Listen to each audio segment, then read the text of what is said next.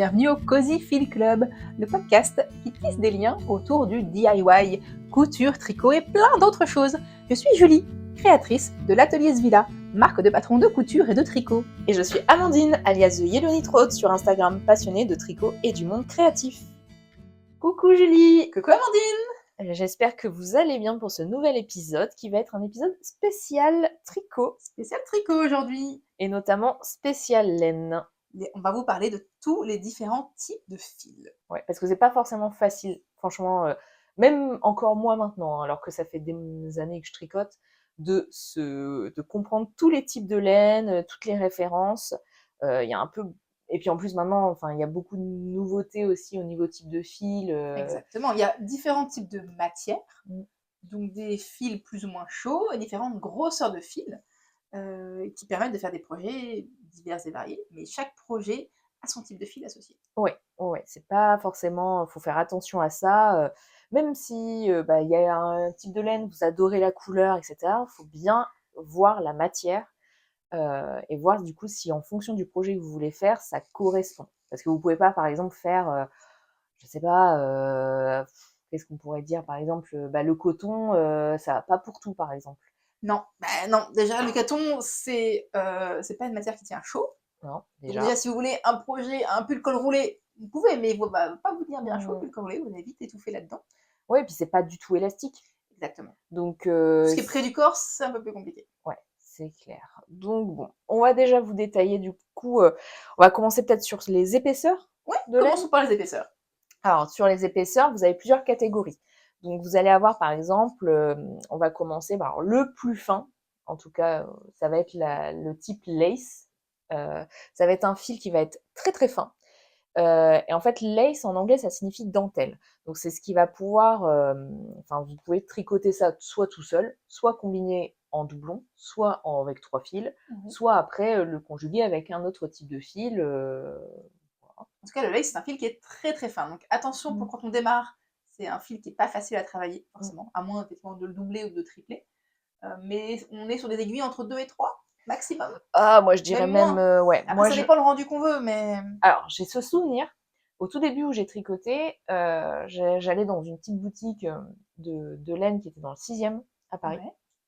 Et il y avait une dame qui avait ramené un projet.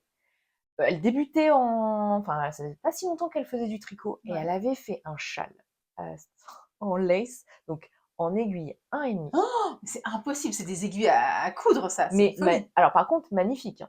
Alors, doute pas. Mais... elle avait dit, ah, mais j'ai fait une erreur. Franchement, ça se voyait pas du tout.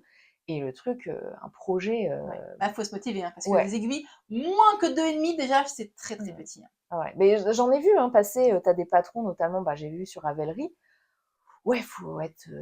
alors moi, j'aurais peur d'une chose, c'est que... Est-ce que c'est pas un fil qui va se casser plus facilement aussi, tu vois? C'est peut-être plus fragile, hein. Il est plus fin, c'est forcément un peu plus fragile. Parce que quand vous pouvez faire le test, hein, des fois avec avec un brin.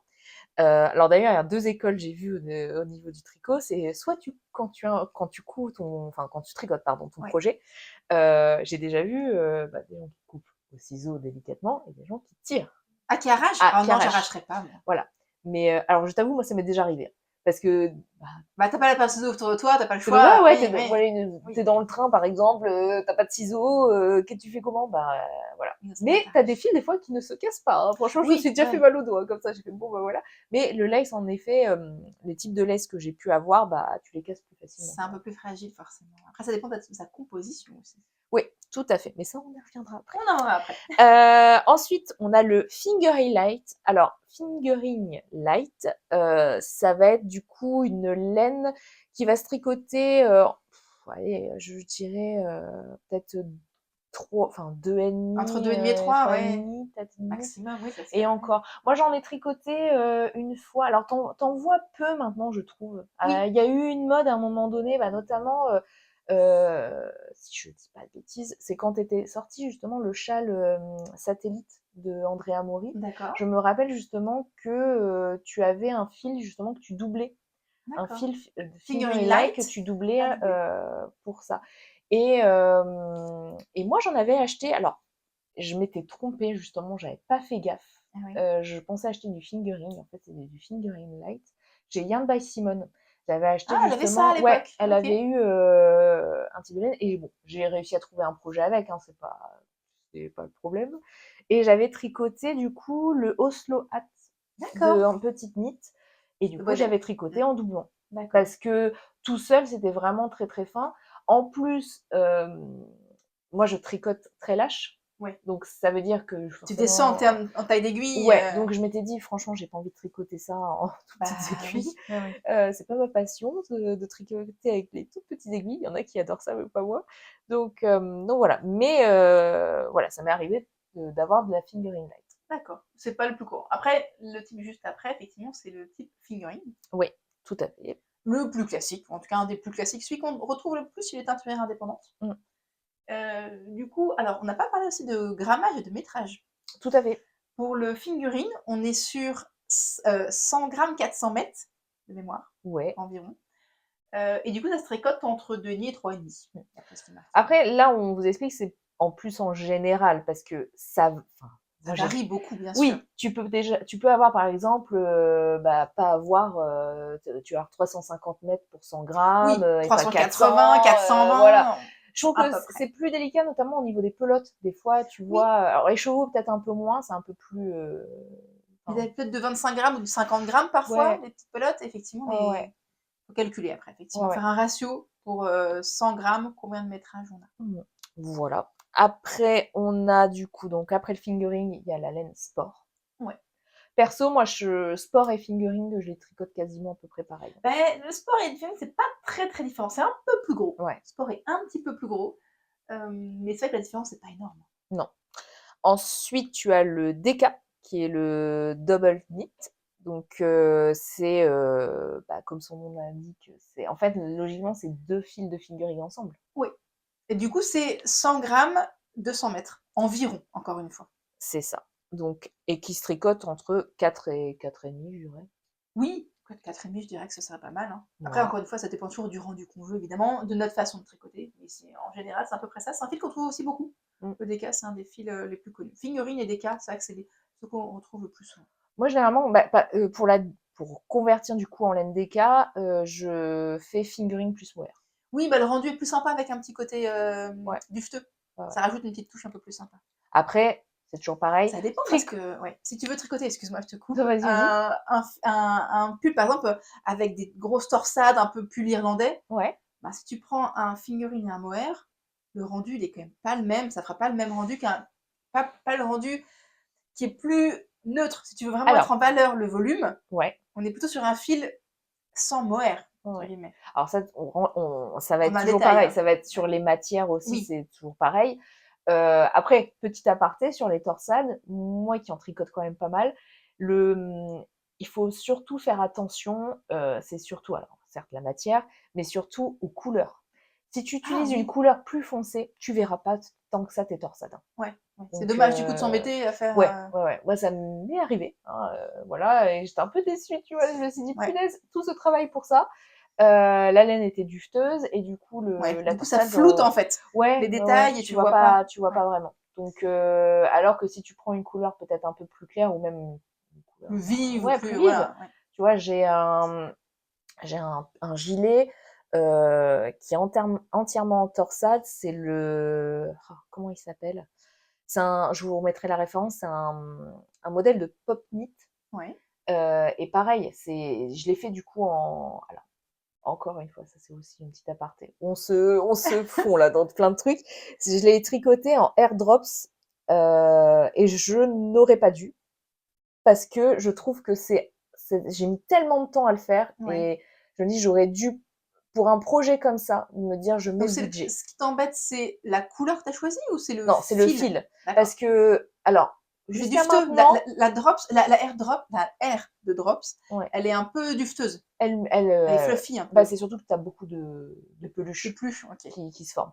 Et je trouve que quand on a un projet comme ça, Qui est si long à ouais, tricoter et pas facile, se dire, etc. allez, Technique on et autres. investit, truc. Ouais. Et surtout que c'est un gilet que je porte souvent. Ouais. Je le Et du coup, porte tu vraiment regrettes à souvent. chaque fois de dire mince, j'ai Ouais, pas choisi la bonne laine, c'est dommage. voilà. Donc je Quelle le couleur tu l'avais tricoté d'ailleurs? en rose. En rose, ok. rose. Mais j'ai utilisé pas mal de pelote d'ailleurs pour ça, mais bon. La Mais torsade, ça mange des fils. ouais, voilà. Mais bon, Ça. ça c'était une petite aparté. Et ensuite, donc après le DK, on va avoir enfin, l'épaisseur worsted et Aran. Ouais. Donc, qui est du coup un peu plus épais. Ça se tricote du coup entre, on va dire 4,5, 5,5. Même la harane jusqu'à 5-6, hein, pratiquement. Hein. Ça Ouais. dépend après, mais... Ouais. J'avoue, j'ai très peu tricoté de modèles dans ces tailles d'aiguille. En harane, je ne sais plus que j'ai fait quelque chose. J'avais fait un bonnet, je crois, avec un gros fil. Tricoté au moins un 6, c'est possible. C'était de la harane. Je crois que c'est un bonnet de Loli l'a fait. Je ne sais plus le nom, mais il y a des grosses torsades sur le côté, c'est très joli. Alors, non, je vois ce que tu dis, mais c'est pas du Haran. C'est du bulky? C'est du Chunky ou Bunky. Tu crois? Ouais, parce que je l'ai fait aussi. Ah, je confonds alors, Et c'était pas du ouais. harane. Et alors, mon modèle, par contre, j'avais pris une laine beaucoup trop épaisse pour le coup. Ah, ok. Et du coup, c'était beaucoup trop, forcément, trop, vu qu'elle est torsade, pour le coup, C'est pas trop, souple alors, ouais. ouais, trop raide. Ok. Mais bon, après, ça, c'est en faisant qu'on apprend aussi. Hein. Exactement. Donc, après, en effet, on a la laine type bulky et chunky qui se tricote du coup en aiguille de plus de 6 mm. Ouais, 6-8 à peu près, hein, Ouais. je pense. Voilà.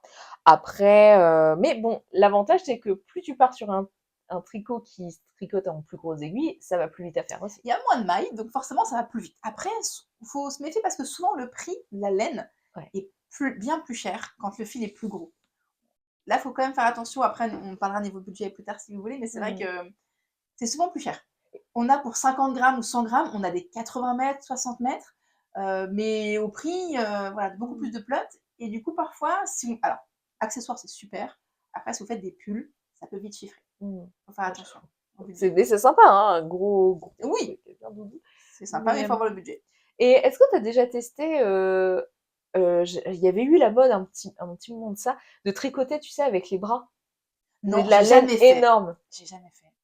Moi, je me suis dit, mais ça, tu dois faire des gros plaids, ils faisaient des gros plaids ouais. avec ça. Ouais, j'ai toujours eu envie, mais ça, j'ai jamais. Je me suis dit, ça va être fragile. Ouais. Parce que comment tu laves ça déjà? Je me suis posé la question. L'entretien, j'avoue. Et puis, j'ai toujours eu peur des peluches qui partent partout sur le canapé. Ouais. Mais moi, je me suis jamais lancée. Mais ça, c'est joli.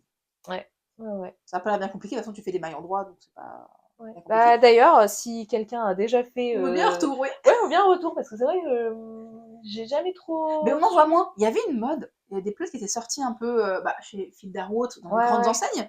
Mais on en voit moins. C'était pas donné, hein, d'ailleurs, la pelote. Hein. Sur Etsy aussi, j'avais trouvé sur Etsy, j'avais failli craquer. Mais c'était plus de 100 € la pelote. Et apparemment, il fallait 2 ou 3 pelotes pour faire un plaid. Et alors, on va peut-être pas se lancer là-dedans. On va coudre hein, le plaid, ça sera plus sympa. Ça va être plus rapide. Voilà.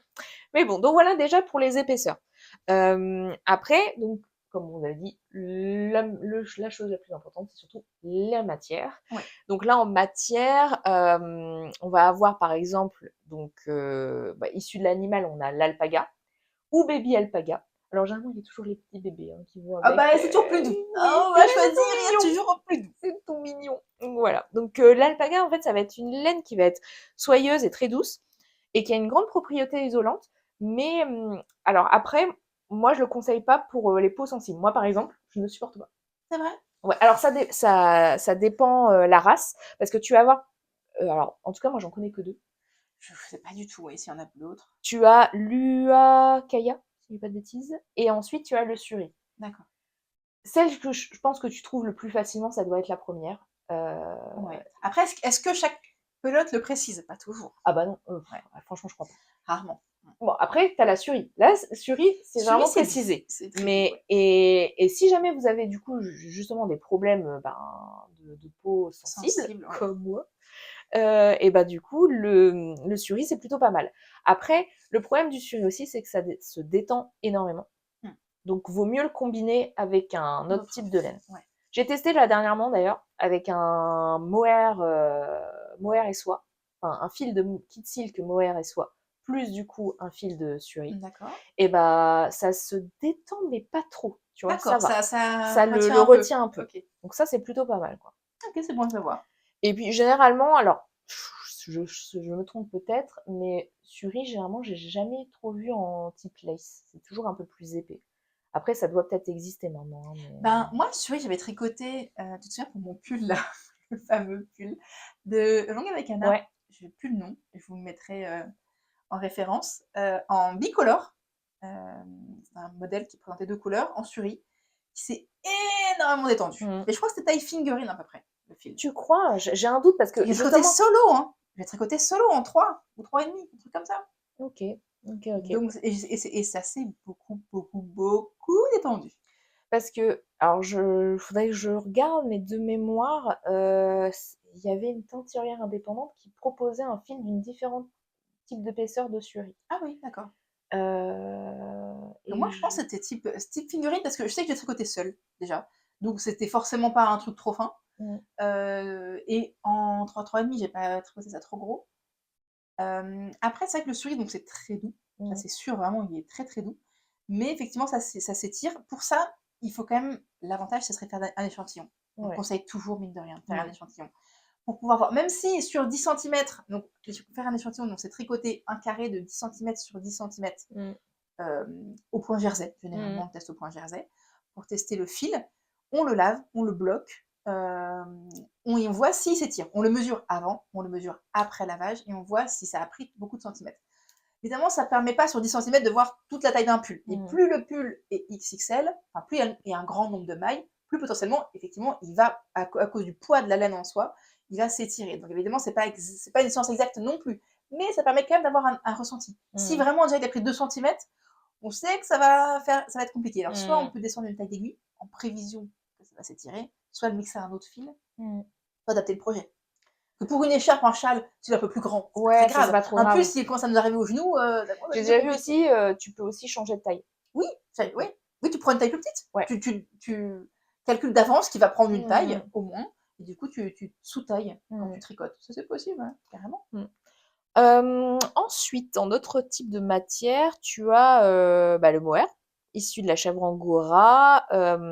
Alors ça va être plus... C'est une laine qui a un aspect un peu plus frisé de base et qui est douce et brillante. Et que ça se froisse rarement et c'est résistant. Le mohair, il est surtout souvent combiné avec de la soie. Le fil est souvent mohair et soie. La plupart du temps, c'est 75% mohair, 25% soie, à peu près, avec plus ou moins de soie.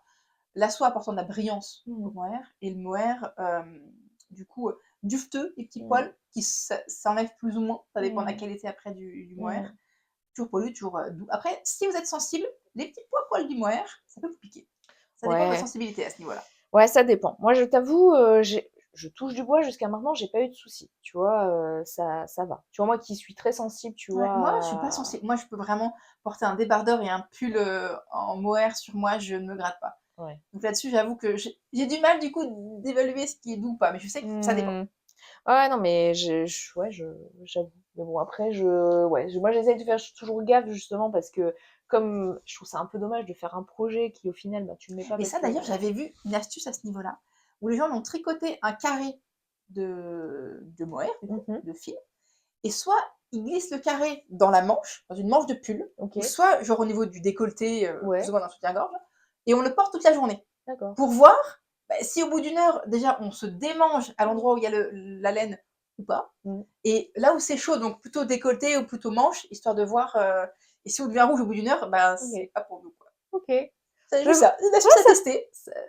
J'essaierai, je te dirai. En fonction des fils, comme ça, on voit si c'est vraiment doux au porté ou si c'est juste 5 minutes. Parce que quand on touche, ça paraît toujours doux au début. Mais au porté, après, avec la chaleur du corps et de la journée qui passe. Il faut laver ton échantillon aussi, parce que des fois, ta laine. Parfois, il y a un après. Enfin, c'est pas très doux, il y a encore des choses sur la laine. Et donc, lavage, d'ailleurs, on recommande le câlin pour laver la laine. Mine de rien, c'est top. Ça adoucit la laine. Et ça traite vraiment. Il y a même des œufs câlins qui sont non rinçables. Enfin, t'es pas obligé de les rincer. C'est ce que c'est toujours pratique. Ça me va très bien. Ça, c'est quand même super pratique. Il y a même qui soit des odeurs, des parfums qui sont antimites. Donc, lavande, eucalyptus. Autant faire une pierre de coups, quand on peut. Ça, c'est assez pratique. En plus, maintenant, tu les as, parce que tu les as anti-flacon, moyen flacon. Oui. Et maintenant, on les recharge aussi. Ah, je savais pas qu'il y a des recharges. Pratique. Ah ouais. Donc, non, mais pas pratique. Et en plus, il faut pas grand-chose, hein. Non. Je crois qu'il disait que dans 5 litres d'eau, c'est un bouchon. Enfin, c'est un tout petit bouchon. C'est vraiment, ça vous dure un moment. Non, c'est... Voilà. Après, partez encore une fois, on raconte on va dans les lessives, tout ça. Ensuite, on va avoir... Alors, j'ai déjà tricoté ce type de laine, et toi aussi, je crois. Le chameau, surtout le baby chameau. Le baby camel. Ça, c'est doux. Ah là Dès là. qu'on entend bébé, de toute façon, c'est que c'est doux. Et puis, chameau, c'est très doux. Ouais, et c'était la laine de Léna Mouret, la Atlas. Oui, je crois que c'était ça. Et j'avais acheté ça sur un salon, et alors, le problème, c'est que j'ai trouvé ça très doux, et pareil, je faisais pas forcément attention au type de matière et au rendu que ça allait rendre, enfin, ce que ça allait donner. Et j'ai fait un bonnet de base qui était de longue avec Anna. Non. Mais je l'ai très peu porté parce qu'en fait, il est devenu tout de suite lâche. Ouais, en fait, c'est vrai que le chameau, c'est très souple. C'est un fil qui va être très souple. Donc, pour avoir du drapé, c'est pas mal. Mais si on veut effectivement un bonnet qui tient bien sur la tête, c'est pas l'idéal. Alors, je l'ai détricoté parce que franchement, tu portais vraiment pas, quoi. Je le portais pas et ça me faisait tellement mal parce que c'est un beau fil.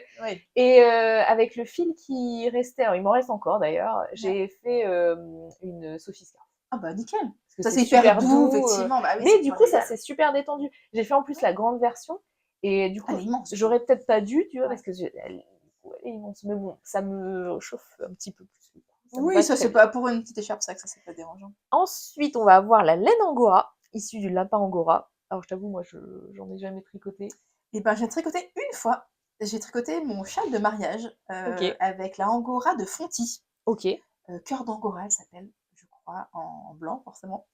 Bon, honnêtement, je pense que j'ai porté 1 heure à peine parce qu'il faisait pas si froid et que bon, bah, forcément avec les émotions, t'as pas froid du tout. Mais c'est pas grave. Les émotions pour dire le champagne. Ouais, tu peux. Mais c'est vrai que voilà, je l'ai à peine porté, mais c'est pas grave, c'était un plaisir de le faire et je le garde toujours évidemment. Non, d'ailleurs, il m'en reste 2-3 plots. Mais alors, l'angora, alors agréable à tricoter, hein, parce que très doux. Alors, par contre, ça perd ses pluches. Ah, ok. Mais XXL. Ok. Quand je tricotais ça sur le canapé, il y en avait partout. Alors là, quand j'étais habillée en mariée, forcément, c'est du blanc partout, ça ne se voyait pas vraiment. Mais du coup, j'ai beaucoup de mal à le reporter parce que ça perd beaucoup ses pluches. Et du coup, j'ai encore 2-3 plots, mais alors il paraît qu'il faut les mettre au congèle, etc. Mais bon, j'y crois pas des masses, faudrait que j'essaye à l'occasion. Mais c'est vrai que l'angora, c'est très très doux. Vraiment très très doux. Mais c'est poilu et ça perd ses pluches. Honnêtement, je sais pas, peut-être ça dépend des angoras, des fils. Mais en tout cas, celui de Fonty perd beaucoup. Bah, il paraît qu'en plus, c'est une laine qui résiste aux odeurs. Ah ouais, ça j'ai pas forcément repéré, mais voilà, ça peut être bon à savoir. Ensuite, on va avoir le cachemire, qui est du coup assez luxueux aussi. Hein, d'ailleurs, t'as tricoté du cachemire, toi? Non. Moi, je crois que j'en ai tricoté une fois. Mais t'as pas tricoté pour une Sophie Scarf ou un truc comme ça? Non, c'est de la soie. Ah non, si, t'as raison. Excuse-moi. Tu sais mieux que moi ce que truc-là. On n'est pas sorti. Si, une petite en cachemire bleu de langue. Je ne sais plus. Mais c'est un des fils qu'elle recommande. Petite Nid dans sa Sophie Scarf. Effectivement, elle m'a fait une pelote de cachemire. Et c'est vrai que c'est très très doux. Ça me dit, bah si, c'est très très doux parce que une fois, j'ai même failli l'oublier, j'ai failli dormir avec en fait. Tellement je le sentais pas sur mon cou. Parce que c'est léger, c'est doux. Après, il faut du budget. Ouais. Et c'est très souple aussi. D'ailleurs, je pense que si on tricote un pull, il faut se dire que c'est un pull qui va être très très souple. Hein. Si on a le budget pour se tricoter un pull, alors il faut avoir le budget. Mais après, tu te dis, si en effet, tu peux te faire un petit accessoire comme ça. Parce que la pelote, je crois qu'elle était à 17 €, 16, entre 15 et 17 € de mémoire. Donc, effectivement, c'est cher pour une pelote. S'il en faut 10 ou 20 pour un pull, ça j'en ai déjà vu qui montaient à 25 ou 28 €, hein, si je ne dis pas de bêtises.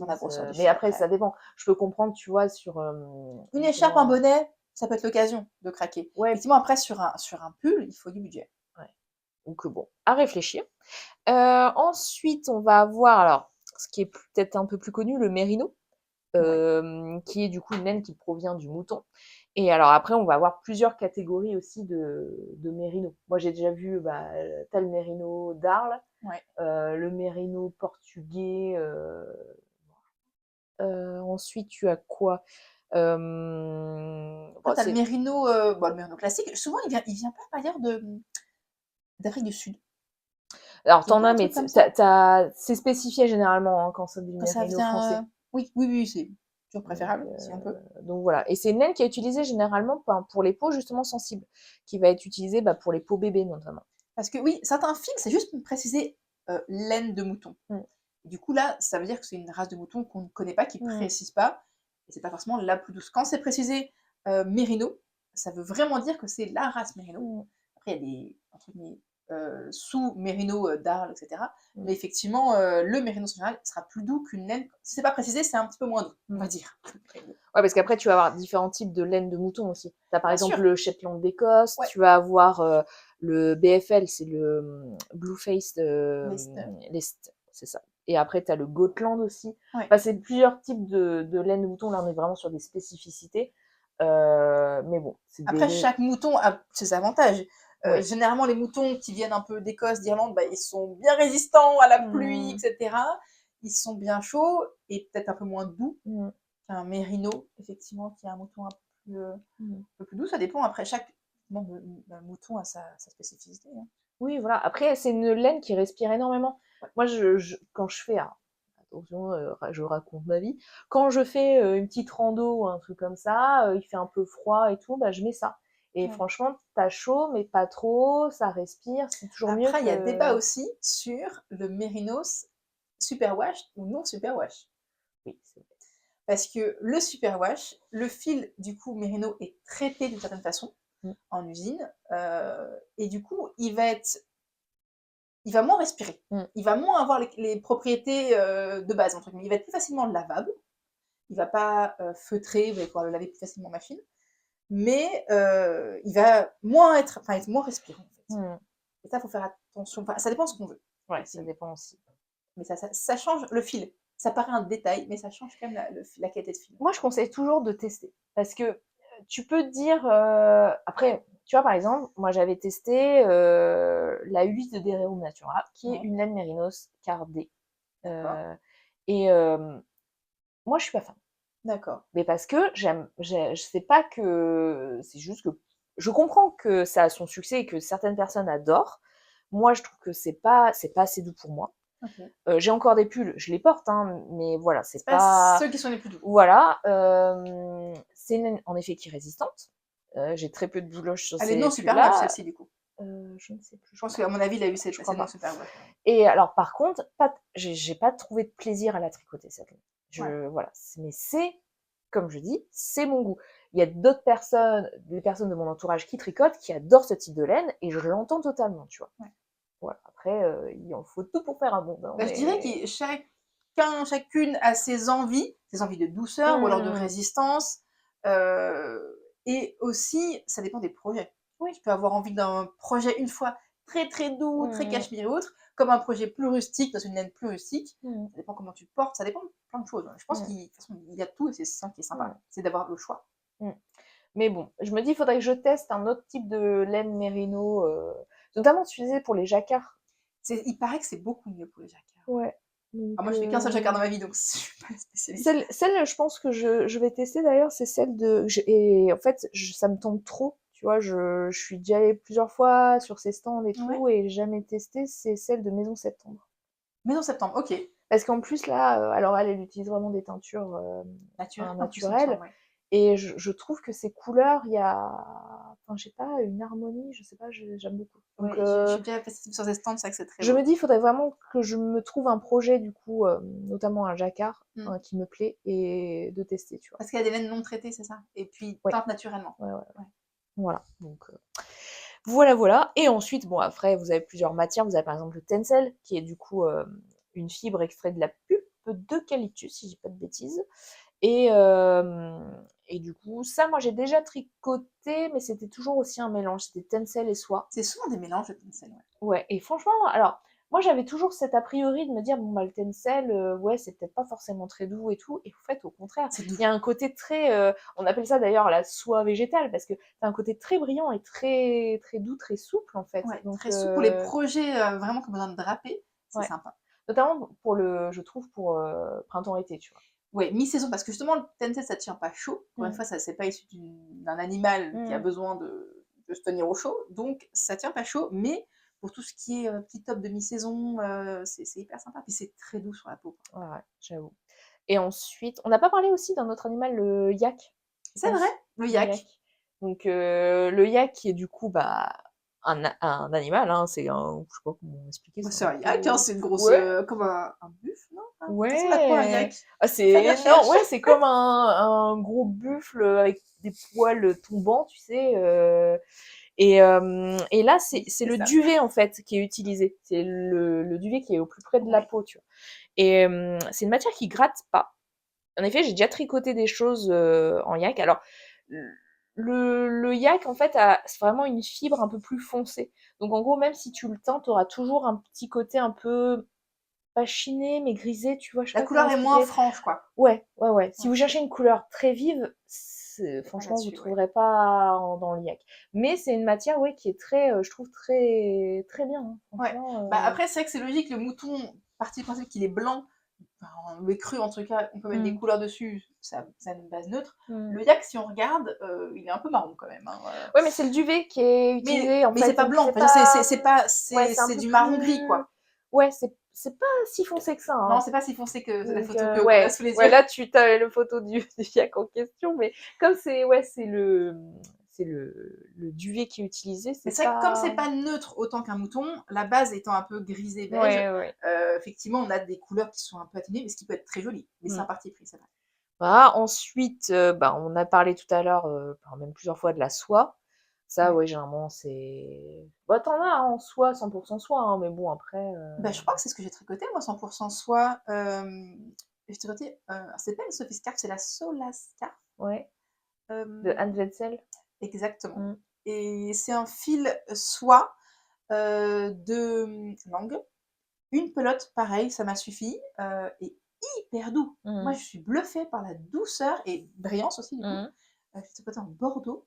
Je la porte très souvent. J'aime beaucoup cette petite écharpe-là. Ok, Très très doux, brillant et souple. Très souple. ok. Et ça se détend ou pas? Oui, ça c'est pas mal détendu. Ok, Ce qui m'arrange pour une petite écharpe, ouais, ouais, c'est toujours pratique. Mais ouais, ça c'est pas mal détendu quand même. ok. Après, ça dépend de la compo. Comme tu dis, souvent la soie elle est mixée.